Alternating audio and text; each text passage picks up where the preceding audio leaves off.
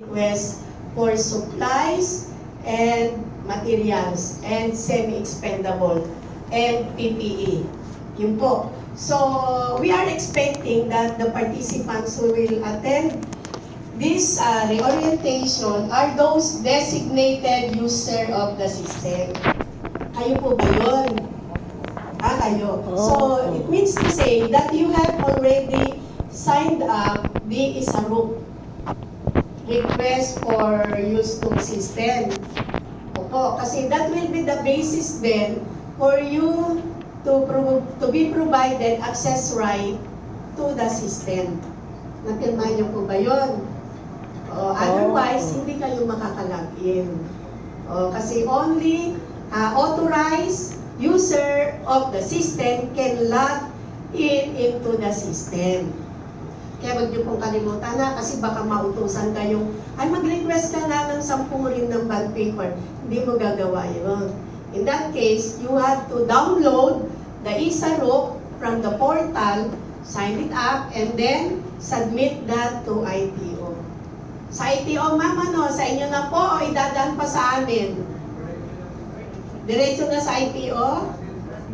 Diretso daw po sa amin, sa procurement. Okay po, the division chief of the procurement service ay nandun sa likod, si Ms. Dia Mongo doon. At yung in charge for this ORM applications ay si Mr. Julius. Yun yung artistahin doon. Hindi ko tinuturo para magpatato kayo kasi may kamukha sa Boracay yan. Hindi nyo ba siya namit doon, siya yung nagtatato doon. Okay? So what's the purpose of the ORM? Yung ORM kasi, it was, the user requirement definition for the ORM was triggered by our current situation, yung COVID na yan. During that time na talagang nililesen yung face-to-face. Sorry na lang, di nyo na makikita yung mga pogi magaganda ng procurement kasi more on online request na tayo. Actually, all of the services of the General Services Office ay naka-system base. Yan. Okay? Probably, kayo din yung mag-a-attend nung ewan ko, kasi nakita ko si Mark nandito. Siya rin yung nag-attend nung online request namin for maintenance services and transport services. Maring kayo din. Yun naman, walang requirement na ISARUP. Anybody can. Okay, anybody can access, basta inutusan ka, ikaw. Kaya kung absent ka, hindi pwedeng hindi maigawan ng request, yung request nyo for maintenance service ng aircon, ng punting bumbilya, pumuputok na kuryente, ganon. Okay? So, that is to address then yung ating, as I said, yung COVID, at saka yung to facilitate the issuance and facilitate informing you that there are no stock available or the item requested is not included in your PPMP submitted and likewise not included in the annual procurement plan. Wherein in that case, you have to request for funding. Yun. Kasi kung walang maibibigay sa inyo. You will be requested to proceed with the preparation of PR. Ganun kaganda yung system. Okay po? So, kung meron kayo in mind na nagiging issue ninyo on the request for supplies, materials, semi-expendable, and PPE, yan. Hindi ko tatanungin ngayon. I will let you discover if it has been addressed by the system to be presented by our dear programmers. It's so good na napakaano naman po ng ating taga-ITO. Not only that, we are in one sector, lahat ng request namin, walang hanggan ng paghiling ni GSO. Tama ba? Di na lang sila makatiyo. Oo. Kasi isang pamilya kami. Oo. I want totally integrated financial information system. Okay? If you are an auditor, hindi mahirap mag-audit sa COA. Kasi kami ay integrated. It's just a click of a mouse and you can get the information you want from RIS to FS. Ganon kaganda ang sistema ng COA and then because of the collaboration between the user, between the system owner, kami yun. Kami ang system owner, kayo ang user.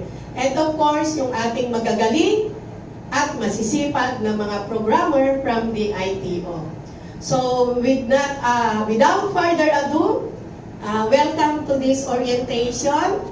And take note of your issues and concerns. And then after the presentation, I will be back on this place to get your additional input. The system is ours. Not only, since I said we are the system owner, tayo ang magkasamang mag-i-enhance. Walang sistema na fix. It's not a fixed science. Every now and then, ini-enhance ito simply because it is anchored on the existing rules and regulation issued by the Commission and Audit and issued by other oversight government agencies. Okay po? So, welcome once again and good morning. Thank you so much, Director Ami. I believe Director Ami will join us in the entire duration of our training. Ayan, nasa likod lang po si Director Ami. And in relation to that, to maximize our participation and the benefit of this training, if you have any questions or you would like to share your insights or experience, kindly use the microphones in the middle. Tayo-tayo lang naman po dito. So please do not hesitate to ask your question because this is the best opportunity to ask them because we have our resource persons from the Information Technology Office. So without further ado, let us continue with our session proper. And here are our resource persons for today. For session 1, Systems Overview, and session 2, Systems Demonstration, we have Ms. Shirley Ann A. Ibis, Information Systems Analyst 3, Mr. Carl James N. Narvaez, Computer Programmer 3, and Ms. Bernadette D. Olorvida, Information Systems Analyst 3. They're all from the Information Technology Office, and we also have Mr. John Michael T. Orias. I think he will join us later, and he will also provide us with technical assistance. So, good morning po, Ma'am She. The floor is yours po. Thank you po, ma'am. So, good morning po. Ako po si Shirley Ann Ibis from the ITO, and I am part of the development team ng online request module. Ito po yung module ng IMS and PPMS. IMS and PPMS, ito po yung ginagamit ngayon ng property para po i-encode manually lahat po ng mga request for. So, bilang solusyonan po yung problem nila kasi nagkakaroon po sila ng bulk sa pag-encode kasi pag po sobrang dami na po ng request, sila lang din po naman yung nag-encode. So, nag-request po sila na bakit hindi po gumawa ng online request module para po makater yung request po ng bawat offices. And also, naging isang reason din po is nung nag-pandemic na po. So, kailangan na po natin i-online lahat po ng mga transaction as much as possible. So, welcome po sa reorientation ng online request module, and I guess po lahat naman sa inyo ay nakapag-create na po or nakagamit na po ng system. So, let me share you or discuss you the overview of the system. So, ORM is a sub-module of Property, Plant, and Equipment Management System or the PPMS, and Inventory Management System or the IMS. That facilitates the online submission of requisition and issuance slip and purchase request for the request of supplies and equipment in the General Service Office. Okay, so ito po yung conceptual framework. Ano po ba yung sinasabi or tinatawag natin conceptual framework? Dito po natin makikita kung ano po yung mga system na connected po dun sa ginagawa nating sistema. So, online request module po ay connected po kay IMS and kay PPMS. Lahat po ng request natin papasok po sa inbox ni IMS and PPMS para po sa further actions or sa approval na po ng mga request natin.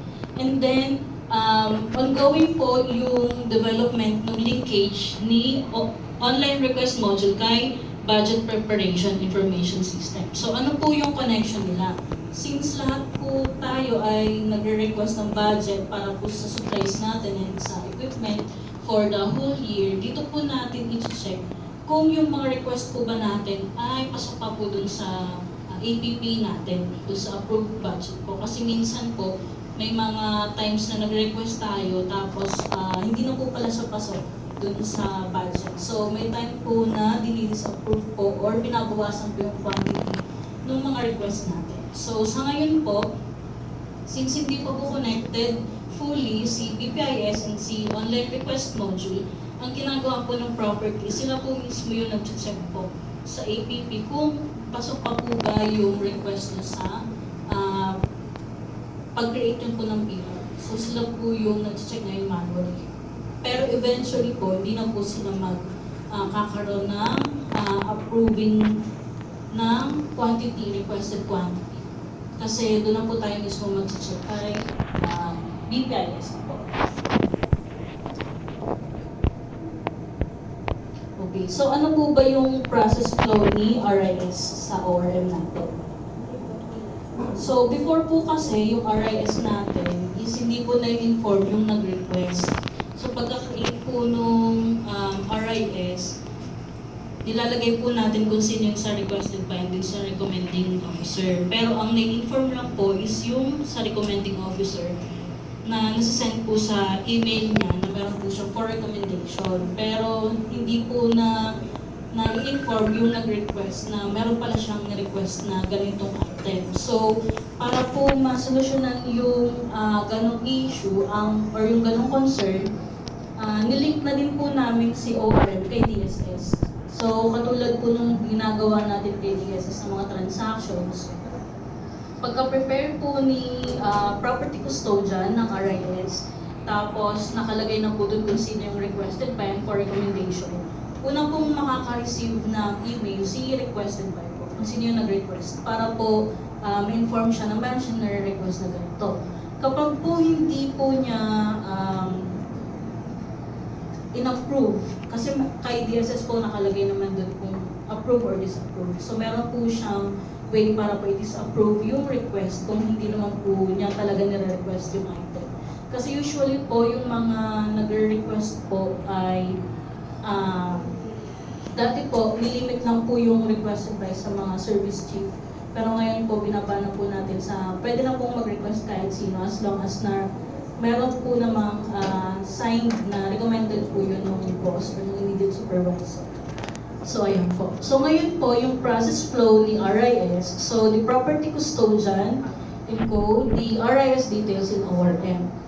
The requesting officer will receive an email to attach the digital signature for the encoded RIS using the DSS. And then the requesting officer can approve or disapprove the sent request via DSS also. Once signed by the requesting officer, the recommending officer will receive an email to attach his or her digital signature. So the recommending officer po, may option din po siya to approve or to disapprove po yung request. And then once signed by the recommending officer, the RIS will now be inbox in the IMS or PPMS of the PPSFE sa property na po. Sa baka maling email address na nakalagay. Pag nag-create po tayo ng RIS, meron po email tayo address na naka-approve. So meron po tayong inventory, yun po yung supplies and materials.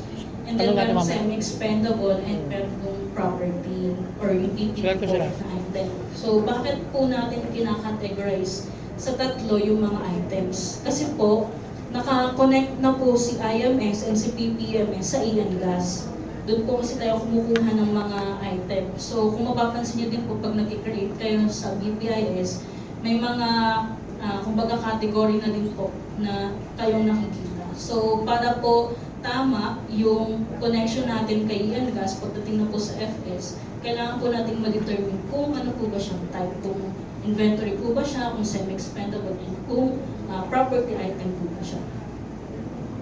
Ayun po. So once signed na po, the approving officer will receive an email to attach the digital signature. So yung approving officer po natin dito is yung taga-property na po. So sila na po yung nag-approve ng request natin. So once approved, the issuing officer will receive an email for the digital signature. Kasi meron din pong part si issuing officer dun sa as signatory.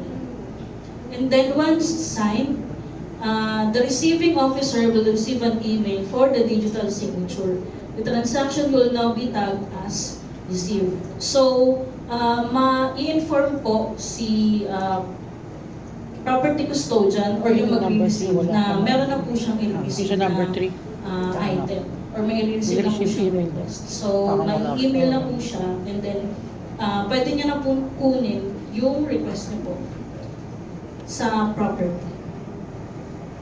Okay, and ito naman po yung process flow ni PR. So, same po kay RIS, property custodian encode PR details in ORM. So, connected na din po siya kay DSS. The requesting officer will receive an email to attach the digital signature for the encoded PR using the DSS. The requesting officer can approve or disapprove the said request via DSS. Then once signed, the requesting officer, once signed by the requesting officer, the recommending officer will receive an email to attach his or her digital signature. The recommending officer can approve or disapprove the said request. So once signed, the recommending officer, the PR will now be inboxed in the IMS or in the PPMS. The approving officer will receive an email to attach the digital signature. The approving officer can also approve or disapprove the request. Once approved, the transaction will be included in the list of PR for purchase order.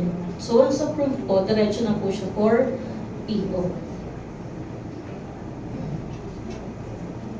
Okay, so ito po yung mga changes or yung update po namin na ginawa sa ORM. So what's new? So first po yung linkage with DSS, yung login credentials po natin is credential po na ginagamit natin pag naglalogin tayo kay DSS.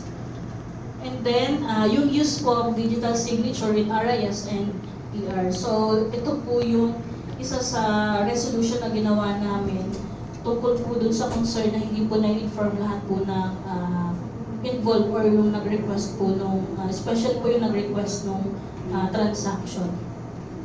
So, kay RIS po, inclusion of RIS for property items, kasi before po, inventory and semi-expendable lang po yung nagagawa natin ng RIS. So, ngayon po, meron na din po siyang for property items. And then, inclusion of the accountable person for semi-expendable and property items. So, ano po ba yung inclusion sinasabi natin? So, before po, kapag po nagre-request tayo ng semi-expendable or ng property item, nilalagay po natin sa purpose. Pero, nung manual po, nung manual yung paggamit natin, nilalagay po natin sa mismong table po or doon sa taas kung kanino po i-assign or ibibigay yung RIS kung sino po yung pagbibigyan ng item. So ngayon po kasi kapag nung first na design ni ORM, so si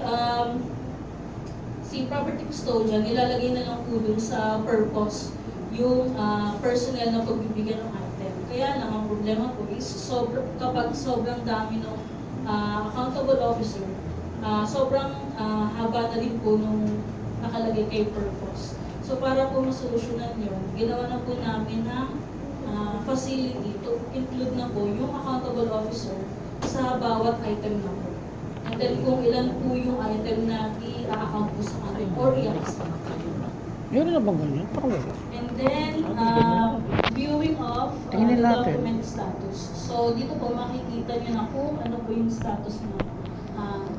Kung na-sign na po ba kay DSS or kung disapprove po ba siya. So makikita nyo na din po yung status ng document. Kay purchase request naman po, inclusion of the uploading of attachment for supplemental APP and PR for detail.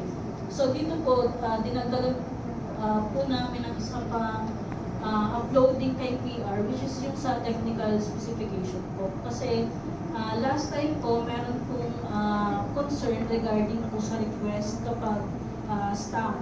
Kasi meron pong specific na design or meron pong specification ng design mismo ng stamp. So, hindi po nila malagay. Minsan po, dinidesign nila mismo dun sa purpose kung ano po yung itsura ng nare-request nilang stamp. So, para po magkaroon tayo ng accurate po na specification, nagdagdag po kami ng facility to upload po yung mga technical specification.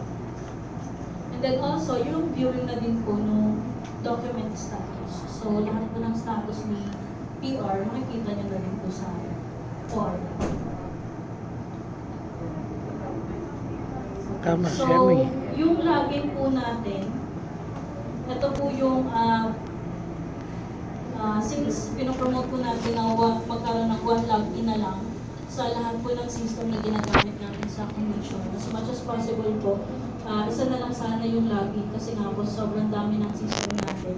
Nalilito na tayo kung ano yung ginagamit natin na username and password sa lahat ng sistema. So para po magkaroon tayo ng isang login na lang po, since si DSS po ay ginagamit na natin para po i-attach yung mga digital signature natin, yun na din po yung ginamit natin para yun na yung gawing login credentials natin kay ORM.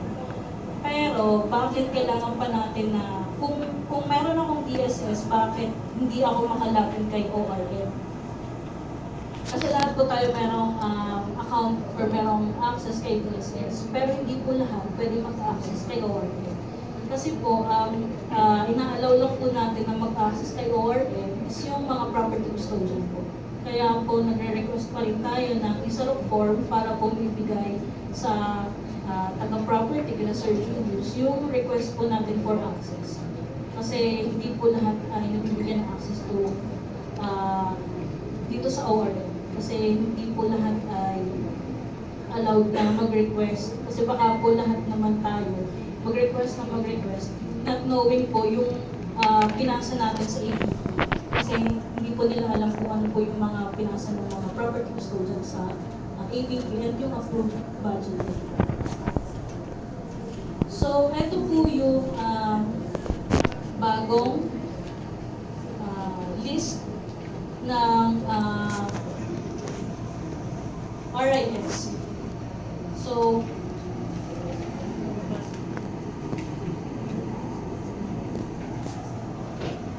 Nasaan dito yung ano?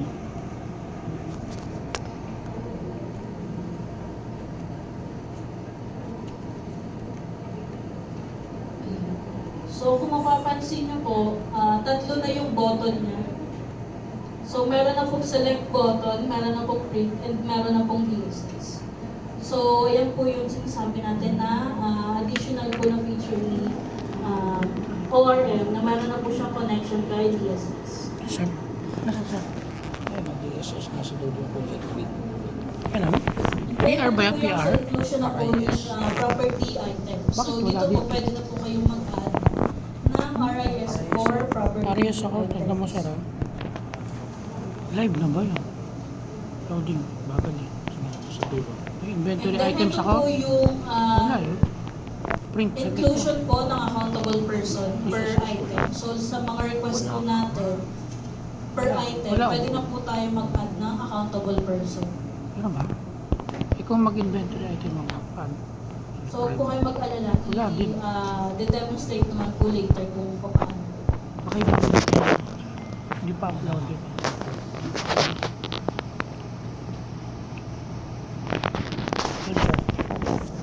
So once click po yung pag-add ng accountable person, ito po yung lalabas sa kanya. So madi-display po dito yung item Saan yan, banda? description. And then yung requested quantity, kung kailan po yung initially na-request ni property custodian. And then dito po mag-encode or mag-search ng accountable person si property custodian. Lahat po ng madi-display sa accountable person na text box is under po sa ating office. Hindi po siya under lang sa division. Kasi to cater po yung ibang property custodian na gumagawa po or nag-encode or assigned to encode po yung lahat ng request ng office nila. So may ganun po kasing setup dito ang offices na sa office po nila isa lang yung Wala nga eh. property Saan ba may custodian. kita Unlike yan? po sa ibang Baka offices utilities. na per division, meron po silang property Transactions. custodian na naka-assign. PR So yan, di para ba? po ma-filter natin RIS, yung setup din po RIS. ng ibang offices. So, Wala oh. yung filtering po nung sa accountable person per office. Refresh ko. Kasi Arayos yan, baka sir. Oh. pumunta kayo na hindi nyo po ka-division pero nag-appear po dun sa list kapag po nag-type kayo ng name sa accountable Oo person. nga, totoo nga. And then sa Baka ibang link yan. quantity po, ito po yung quantity na i-assign natin dun sa accountable person. Kahit sa PR, hindi mo ang PR. PR. Ito, PR. Ito, di. Bagal internet ko, sir. Ayan, PR yan, ha. Oh.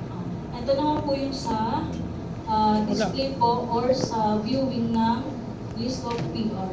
So same po RIS, sa yung pati ng RIS, PR. meron na din po siya button Ito, may for select list. tsaka print. Nasaan yung accountable? So ito po yung sa attachment na sinasabi Saan niya natin. kinuha? So nag-create po kami ng Tatlo yung button attachment dito sa kanina eh. PR Doon. para po Ito, wala. madali na yung specification, yung kung for Ano, sir? repair po ba ito or kung Sir, for pakopya ko. Baka may exam. supplemental po. Kasi for now po kasi manual pa lang yung pag-check natin sa supplemental. Kasi once po na connected na tayo kay BPIS, doon na po natin i-check lahat po ng mga created po or requested na Baka supplemental. nakalagay pa. I-check din po kung may Oo nga eh, baka hindi pa kung live. funded na po para po matuloy natin yung request na PO. So, ayan po. So, pipili lang po kayo kung ano po ang type ng attachment, kung specification or repair or supplemental, and then pipiliin nyo lang po kung ano po yung i-attach. Okay, so ito po yung what's next. Kasi as nabanggit po ni Ma'am kanina, marami pong nare-request si GSO para po ma-enhance yung paggamit natin ng ORM. And since nasimula naman na po yung paggamit natin ng ORM, bakit hindi po natin siya i-maximize para naman po mas mapabilis yung pag-submit natin ng mga requests sa GSO, especially po sa property. So, next na po is yung automatically generation of RIS through PR. Kasi po, ang nangyayari kapag po okay na po si PR, delivered na po, gagawa na po ng RIS. So, ang nangyayari po kasi ngayon, kapag po sinabihan na delivered na yung item or Dami ko mag-create tanong. na kayo ng RIS, isa-isa nyo po ulit ita-type yung tinempy po kay PR, yung sa requested na PR. So, isa po sa ni-request ng taga-property, bakit hindi na lang, since yun din naman yung request nila, yun din naman yung gagawa ng RIS, gawa na lang ng auto-generation ng RIS para hindi na rin mahirapan mag-encode yung property custodian. And then next po is yung use of DSS in inventory custodian slip. Kasi especially po, nahihirapan din po sila ang taga-property na hinga ng signatory, yung mga taga-unit. Kasi minsan po nasa, ano po sila, nasa field. So, ang mangyayari po, since DSS naman na po yung gagamitin, online or digital signature, ma-email po sila na for signatory po yung ICS nila. Or meron po silang ICS. So, may inform na po sila na meron, masasign na po nila, and then madali na din po nilang makuha. And then yung preparation po ng return natin. So, ang request po ng property sa amin, bigyan ng facility to submit po or mag-request po ng return yung mga property custodian. Pero ang limited lang po yung access sa property custodian pa rin. So, kayo pa rin po yung mag-encode ng request for return and yung transfer po. So, ongoing po yung development namin nung sa return and nung sa transfer. Kasi before po, ginagawa sa IMS and sa PPE, PPMS, kapag po return na sa po yung encode. So wala na po yung kumbaga ongoing process. Since ito po ay online request, kasama na po dapat yung evaluation po na kapag po ICT equipment, dapat po kasama yung evaluation ng IT personnel. So, ayun po. Pwede ko bang Ay, masama? sige po. Questions po muna. Baka po may concern bago po tayo mag-walk through. Bibigay ko sa kanya. Ayoko Kasi sa i-demo po ni Hindi man yan. question. Fuck na. Sir CJ yung system. Sige, huwag na. Nahiya ako sa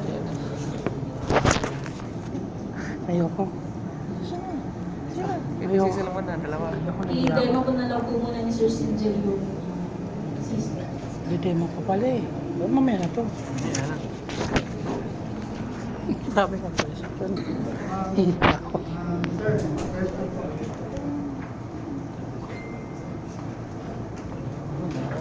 Sir? Ayoko na hiya. Ikaw na lang. Nahiya ako.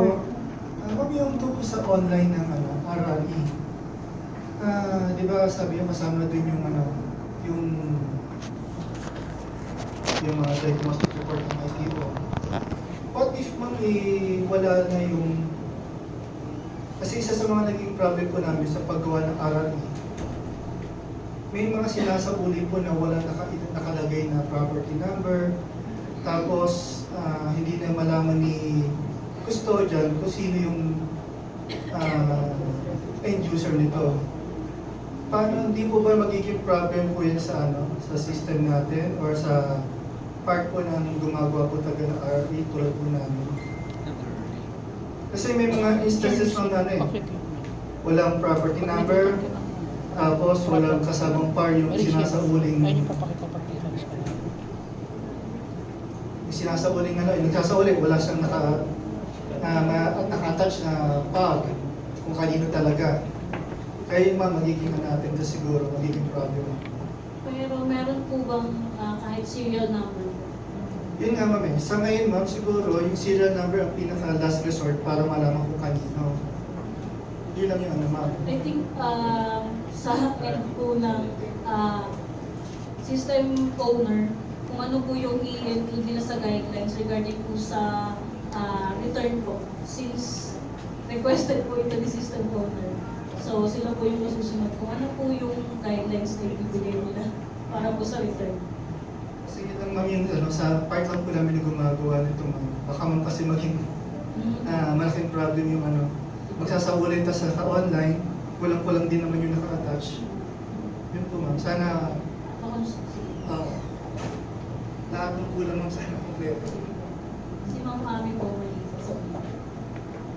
Kami kasi yung system owner. System owner din siya, staff namin siya. Okay, ganito po yun. Doon sa RRA kasi, you have to define your PPE. At yung pinaka-unique identification ng PPE is the property number. Ngayon, you as an owner of the PPE, hawak nyo yung PAR. Yung PAR na hawak nyo, nandun yung property number. We will have that validation control wherein you cannot encode or you cannot proceed with the processing of the RRE without encoding the appropriate property number. Kasi pag in-encode nyo yun, magda-drop down list. Meron na kasi naka-interface nga yan sa PPEMS. It is a sub-module of the PPMS and IMS. Kung semi-expendable yan, bumabasa siya dun sa mga previously identified as PPE, pero in view of the COA Circular 2022-004, reclassified to semi-expendable. May drop-down list yan, hindi nyo kailangan encode.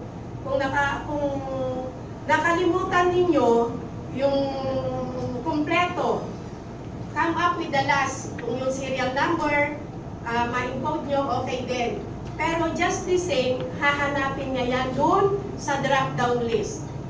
Ngayon, ang problema ito, if that semi-expendable is not yet in the system. Yan. Maaring yun ang maging reason na hindi siya makita. Pero, kung nasa system na siya, wag lang to, wala naman siguro, wala naman akong makita ang kaedad namin dito, 1984, 86, 87, wala naman dito, si Miles lang.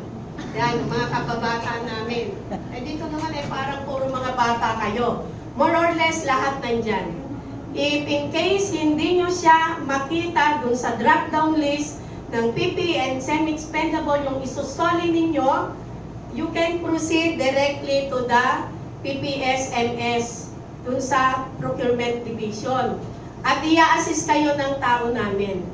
It's good to know na merong ganyan kasi there are still some items unaccounted during the one-time cleansing at yun ay ibinato namin sa registry of for the recognition na mga PPE. Ganun po, may file kami noon na hanapin lang, wag ninyong BBT1 yung accountability ninyo without the approved RRE. Otherwise, pag-retire nyo, malaking problema nyo yan.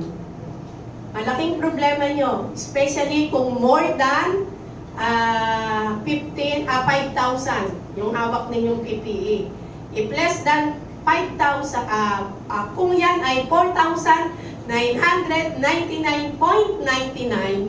accountability extinguished once that semi-expendable ay na-reach na yung kanyang estimated useful life. Pero kung 5,000 and above na semi-expendable or PPE, hanggang sa umalis kayo sa COA at walang document to prove na isinoli ninyo, inilipat ninyo, without RRE, without PTR, without a consent, part that will remains under your accountability. At yan ay babayaran nyo. Remember, on the issue once for relief from accountability, kung hindi nyo na-establish kailan siya nawala, kailan siya hindi na makita, you will be paying the acquisition cost. Yan. Okay? Acquisition cost. Kasi wala pang amendment. Yung ating yung sa relief, meron na bang nakalagay doon na depreciated replacement cost ang pwede o replacement cost? Wala pa akong nakita. Okay? Ganon ang mangyayari po sa inyo. Eh kung magre-retire ka na, nung nabigay sa iyo, 49,999.99. Mahabang usapin. Gusto nyo ba mapending ang inyong retirement benefits, ang inyong mga retirement document? O din gagawin nyo, babayaran nyo na lang muna. Ganon ha?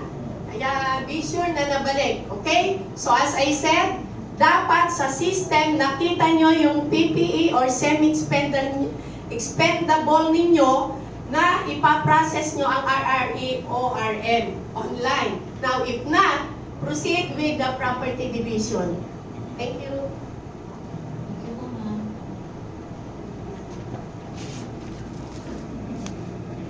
Okay, so let's proceed na po sa demonstration po or sa walkthrough ng system. Question. Wala bang merienda? Ano ba merienda? Wala merienda? Hindi nakalagay yung merienda dito sa ano? Hindi nakalagay anong oras yung merienda? Break time. At ano ka? Ayan na oh.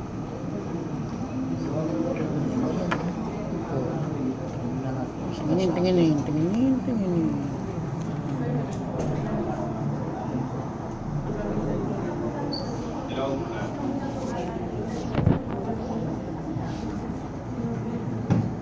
Punta tayo sa home base. Hello, good morning po. Morning. I'm Carl James Narvaez, one of the developer po ng ORM. So, ngayon po, i-demonstrate ko lang po yung connection po natin ng ORM sa DSS. So, may mga concerns po na na-raise on, actually po connected na po kasi siya sa DSS. Concern lang po is bakit po yung pirma ni requestor is naka-embed na po agad. So kung yung mga user po ng familiar na po sila dito sa concern na ito, so may concern po na naka-embed na po agad yung signature ni requested. So isa po ito sana resolve natin in this next update. So ngayon po, baka maghanap po kayo sa live, hindi pa po ito naka-live. So, clarification lang, hindi pa po siya live. After this reorientation, maglalabas po ng, release po ng bagong guidelines with the use of DSS2 in ORM. So yun po. And then, tsaka po tayo mag-update ng live version natin. Okay, so dito na po. Ayan, so under po ng, so ito po yung homepage. So, under po ng sidebar menu natin, under transactions. And meron po tayo RS and PR.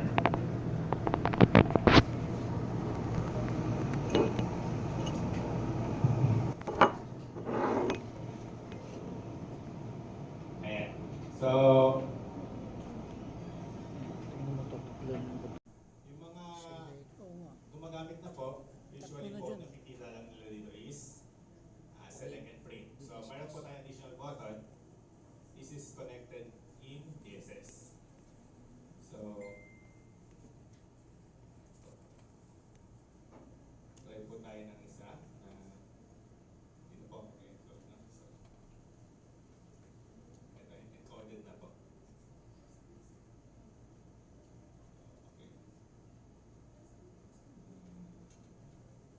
So, requested po ng Previn and for recommendation din po ni ay, hanap po tayo.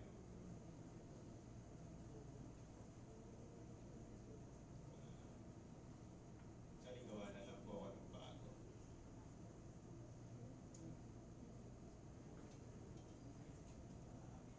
So, under back inventory items, yung mga gumagawa na po, medyo familiar na po sila dito. So, for the sake of the hindi pa po, so, under po dito, battery items, type lang po, ay, battery, inventory items, ito type lang po nila yung item and then at least we open or drop down. So, select lang po yung i-request na item.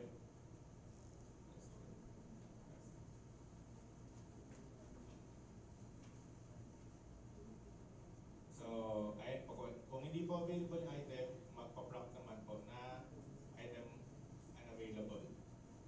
So, hanap ko tayo na.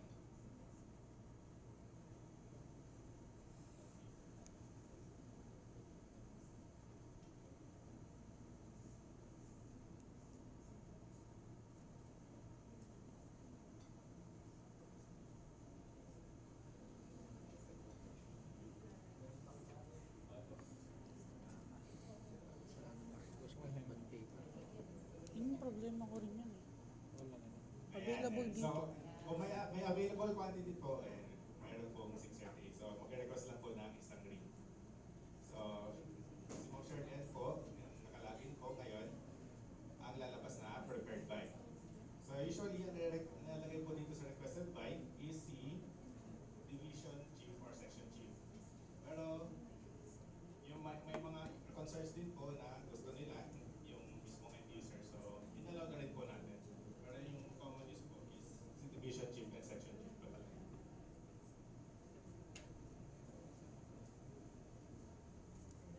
Diba sir, sabi kanina, yung PR at saka yung BPIS hindi pa connected.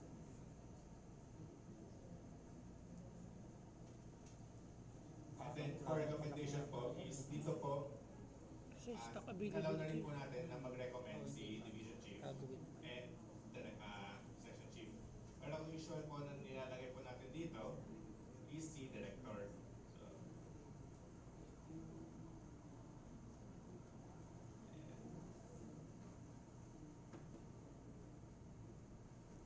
so once complete, Hindi, isa recommending ko ano supervising requested by director. ayan, so meron na po tayong bagong sa input. So, ano, director, pag diba? kapag Requested. Depende hindi sa pa po, office niya. Kung mapapansin nyo hindi yung siya ibang items, Sabi ko, walang service select na lang. button. So, hanggat hindi pa po nasa-send sa na approval, DSS, tsaka pwede pa na-approval, po natin hindi. i-edit yung in-encode natin. Hindi, mandiyan mo yun sa So, bracket. kung okay na po Approval. tayo, Pag request ko, pagka-click po ang service check lang. DSS, Hindi na director. ito po yung list Pwede naman na sa inyo yun eh. request natin to DSS. Depende sa So, diskarte niya. as of now, wala pa po kasi first time pa lang po. No? So, when you click on send to DSS, the button, mag-generate po ito ng preview. So, preview pa lang po ito, hindi pa po naka-DSS. So, ito po yung magiging itsura niya pagka-send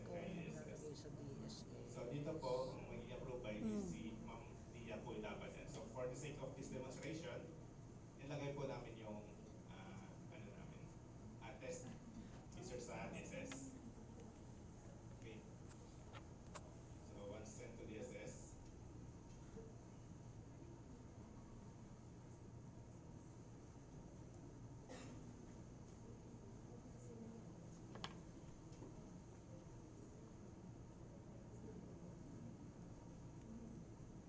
Naglagay ba ng ano sa pangalan kung sino yung magsasign?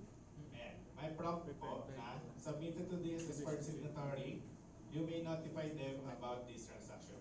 Okay? So, mananotify naman po yung signatory natin through email, Magkakaibang tao. pero pwede nyo pa rin namang i-notify physically si signatory.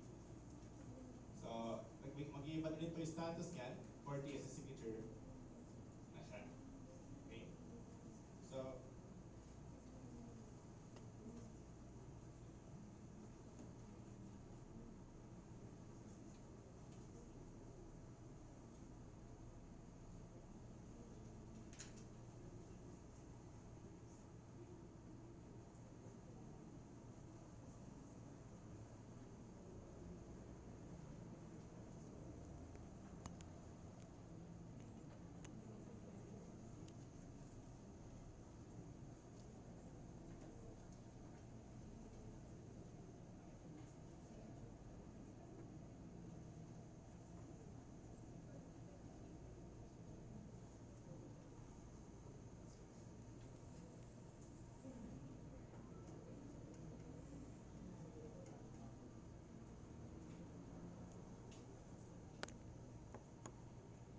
wait lang po.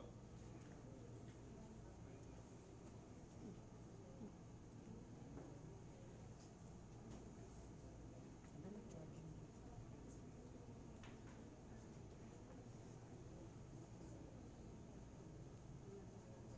Ano oras na sir? Alas 9 na. 9:31. Huwag na ako.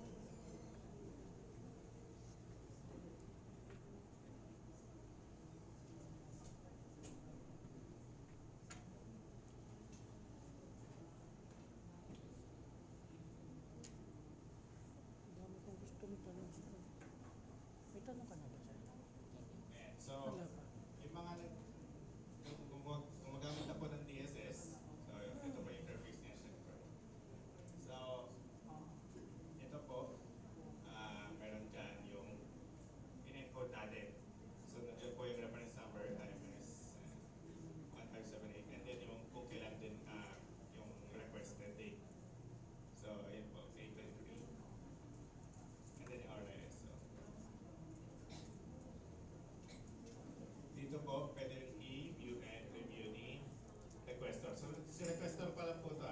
So, dati po kasi hindi na po na-access si requestor dito.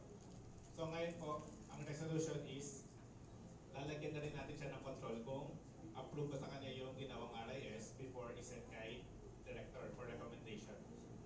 Okay?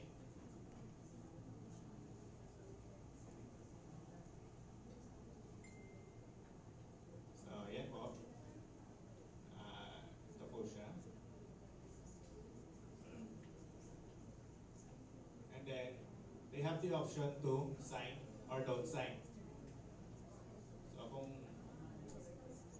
ayan po. So, pwede pong mag-disapprove. So, pwede rin lagyan ng reason bakit di-disapprove.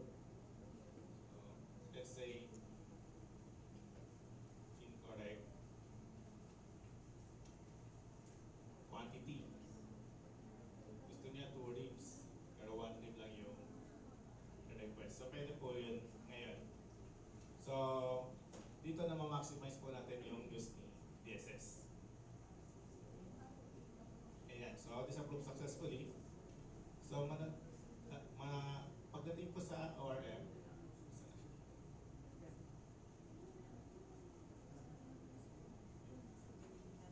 okay. So, pagbalik po dito, pagka-click niyo po dito, ayan, so rejected by requester siya. And then yung remarks is lalabas din. So, interface na po ito kay DSS. Okay, so pwede rin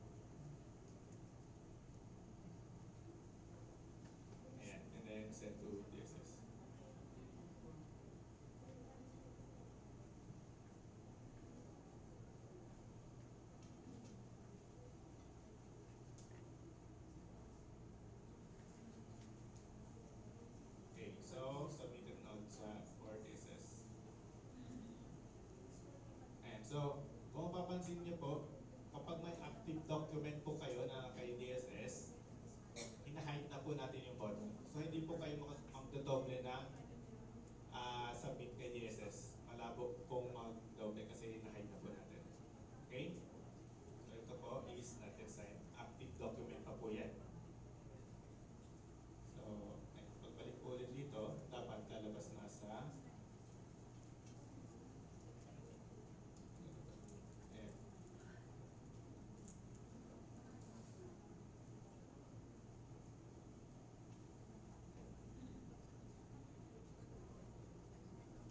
Ayan po. So, ito na po yung bagong submit. Ngayon po, for this time, sa-sign na po natin. So, approve po kay requestor, wala po siyang nakitang mali sa document. Okay? Isa-sign natin. Optional lang po ito, mga additional remarks, when you approve a document.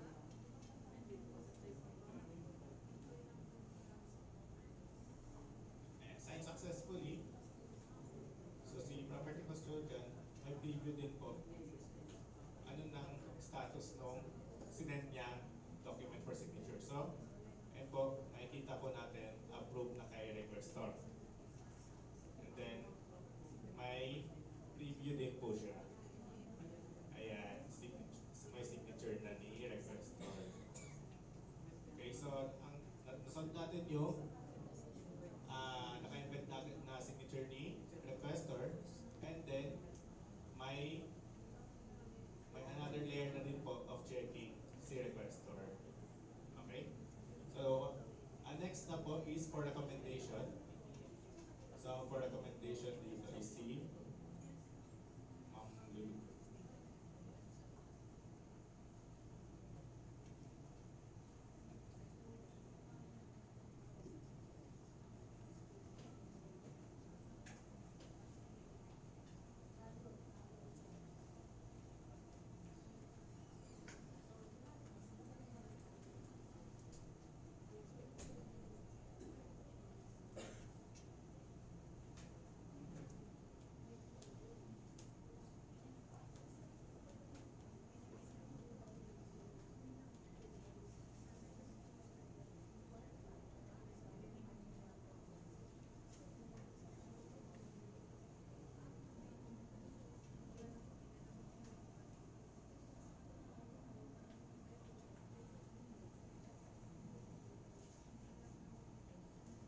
Okay. So, ayan po. This is the homepage of the DSS of Director Lourdes Rangeles. So, ito na po yung document for recommendation na po niya. Okay. So, ayan. Usual. Same step din naman po na ginawa natin kay requestor. So, if walang notes, okay lang. So, again, pagbalik natin sa RF,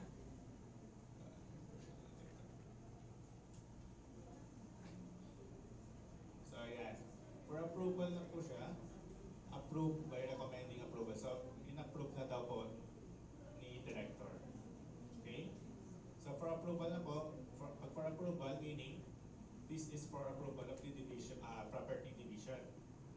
So, usually po, si Ma'am Tia po yung lalabas dyan, pero wala po tayong access sa account niya. So, ang ginawa po natin for this demonstration is yung isa sa test account natin. Okay, so which is kay next na po is si Sir Ernesto. Ano po? Ilalagin ko lang po. Nag-hero naman siya mag-demonstrate.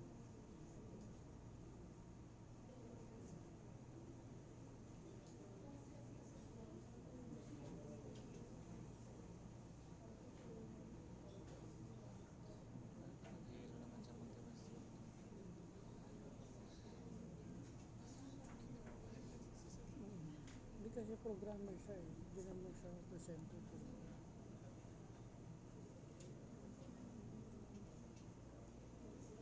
Pero talaga hindi naman niya first. Kasi third batch na to eh.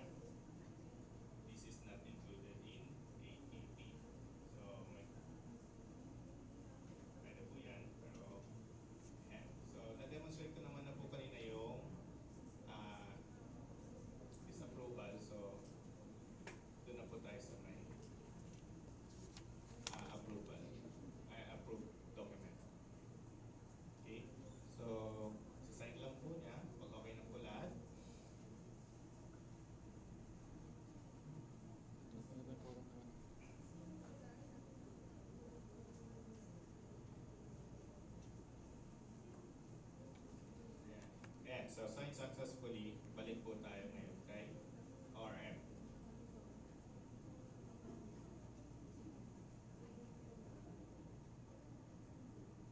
So ayan na po, approved na po yung status niya. So this is, pagka may stock po, i-issue na po nila.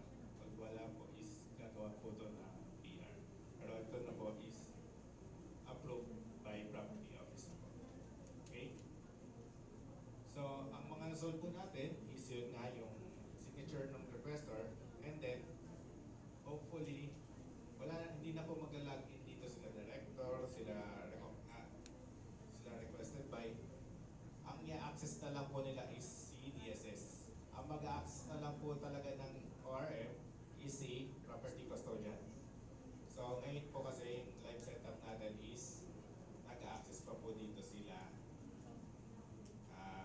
director or si recommending approval. Okay?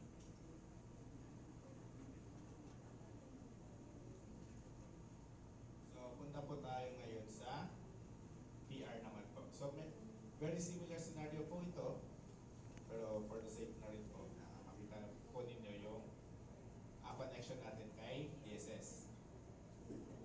So,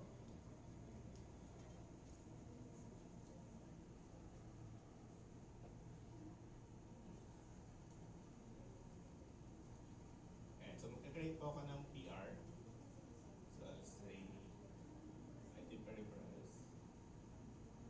And then let's say desktop. So mag-request ako ng isa. And then yung purpose.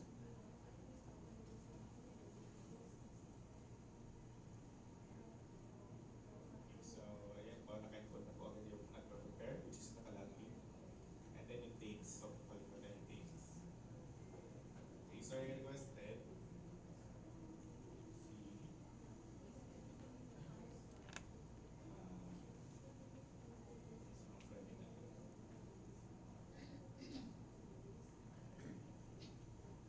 and then for recommendation again of our director.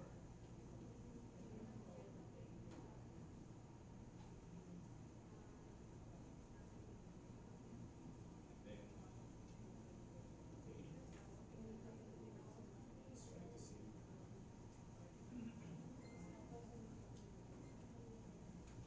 And po, again, wala pa po ito sa list. Wala pang listing kasi hindi pa po nag-send kay DSS. Okay? So, ayun po, makikita rin po pala. Kaya nag-unduan send to DSS. So, pag nag-send na kay DSS, nakita niyo may mali pala, pwede niyo po ipa-disapprove sa kung sino na po ang nagsisignatory. Okay? Pero once na-send na po, hindi na po inaalaw mag-edit. So again, yung review, sa PR na po ito. Ayan. So again, siyempre, and then recommending approval dito. CC director. Okay, and then send to DSS.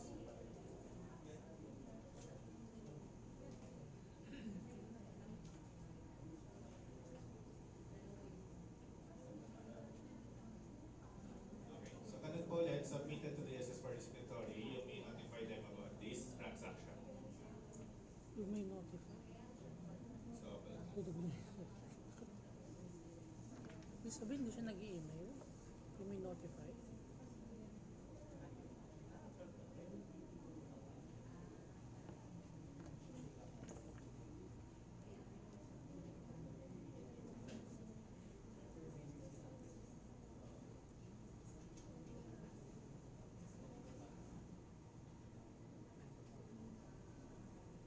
ayan, so ito na po yung PR. So document title naman niya po ngayon is PR and then the status is active. So,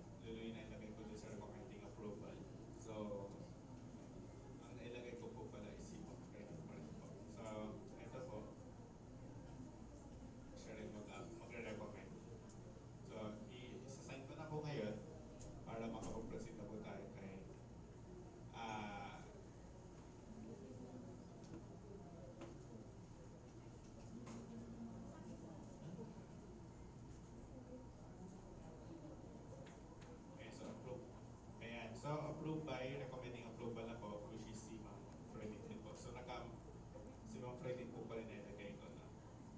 So yan. Approve by recommending approval. So next na po is si si property division na po ito. Nagapto na po.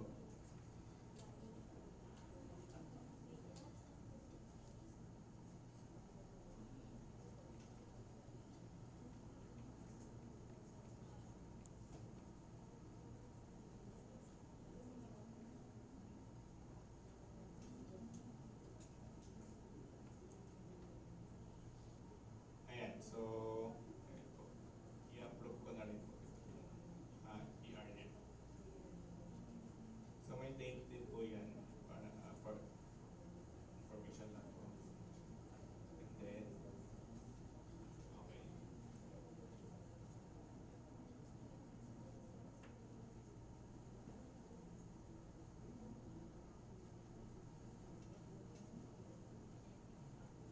Okay, so dito po ulit pagbalik sa ORM, makikita po natin yung status is approved by Property Division, Property Office. Okay?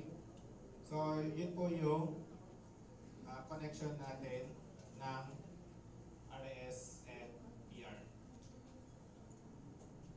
Yay! So, RRS, merong available na item. Oo. Ang VR, bibilin ko Bibilin pa lang. Ano lang, hindi pa live. Testing pa lang. Hindi pa kaya beta pa.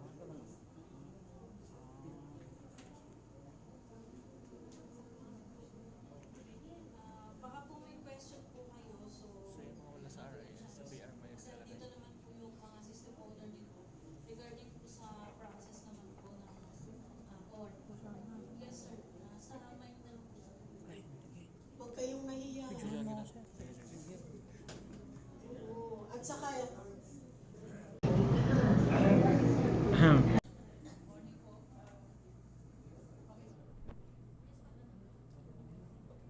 May tanong kasi sa DBM na before approval ni recommending approval, may nakalagay daw po na signature na bago pa i-sign.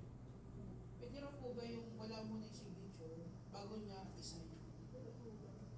Tapos second po, sa RIS, physical stock available versus yung naka-upload na stock available sa RIS or sa system. Minsan po hindi parehas. So to answer po yung first question niya sir. So ito na po yung solution po dun sa automatic na nagkakaroon ng signature si requesting officer. So dito po kay bagong ORM natin. So hanggat hindi po napipirmahan ni requesting officer, kapag po na-send na po sa email niya na meron po siyang for signature na request ng RIS or ng PR, hindi po magpo-proceed yung request kay recommending officer. So, to prevent na po yung hindi po siya na-notify, ngayon po, may ma-receive po siya na email na meron po siyang for signature po kay DSS. So, doon pa lang po siya magkakaroon ng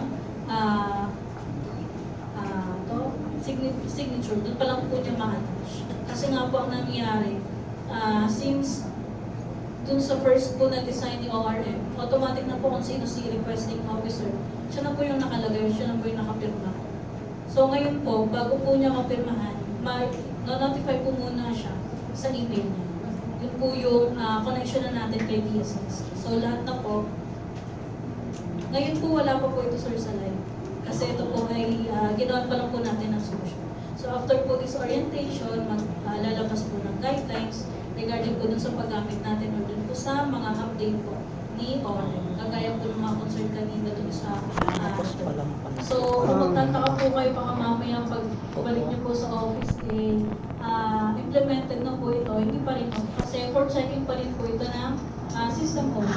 So sa ngayon po nasa test server pa lang po siya and ipapa-upload na po natin ito sa user natin sa Viva. And then bago po yun, ipas pa po ito ng system owner para po kung meron pa po siya ng requirement or kung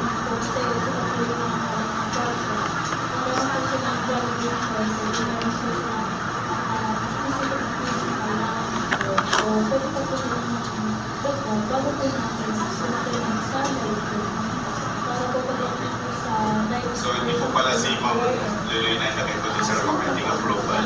So, ang nailagay ko po pala is si Ma'am Reno. So, ito po. Siya rin mag-recommend. Available quantity.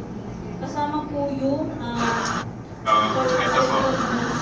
yung sa request po Siya rin ng office. So, ang nangyayari po, yung request po ng specific na office, nasasama din po dun sa total number of available quantity. Kaya po kung napapansin nyo, nakikita po nyo doon, kunwari merong 120 na item, tapos, or kunwari may 5 item, tapos pag nag-request kayo ng 2 na item, sasabihin ni property, ng taga-property sa inyo na hindi ma-approve yung request kasi nakalaan na siya sa ibang office. Ngayon po, yung feature natin na automatic generation ng RIS from PR, yun na po yung solution natin na once na si office yung nag-PR, hindi na po masasama sa total number ng available quantity na for general use. So yun po yung solution natin dun sa concern po na hindi tama yung sa available quantity versus dun sa na-approve na quantity na. Kasi nasasama po yung mga request din ng specific offices dun sa for general use. So, yes, sir.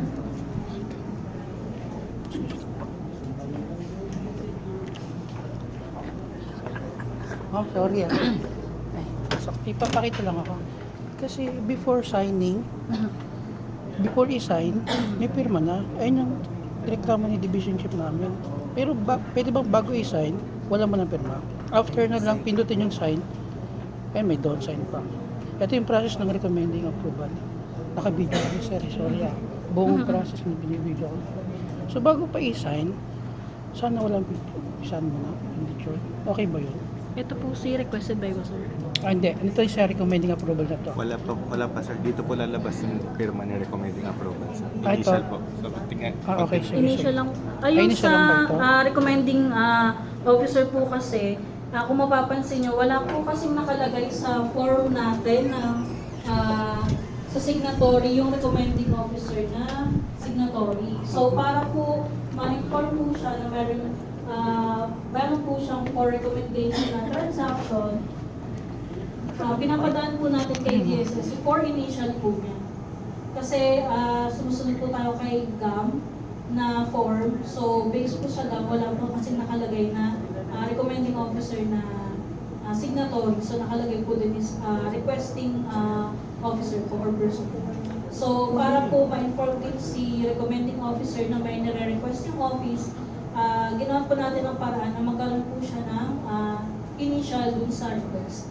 Kaya po kung mapansin nyo, meron na pong sign yung requested by, pero nire-require pa rin po siya na i-approve or disapprove or mag-sign po. So dun po sa baba malalagay yung initial po ni recommending officer. So Nga, hindi naman na-address yung sagot to ng ko. Gawa mo ba, sir? Sir, ito po yung firma ni initial ni recommending approval. So ito po yun, dito po dapat lalabas yun. So yung pinakita niyo po kanina is wala pa po siya. So once nasinay na po siya, tsaka alam naman po mag-embed yung signature ni recommending approval. So ayan po. May additional questions po. Ay, ang dami. Ito po, oh. May lima pa ako dito. Haba pa. Sige, hindi. Ano na, last dish na. Break time na. Kakain na. Oo, yung ikaw ang kakagatin namin pag yung mapapiniwala. So before we continue with our next part of the discussion, let's have a 15-minute health break. So we will resume at 10:70. Enjoy your break. Gutom na. Kain na. Tara, kain na. Sa church ako.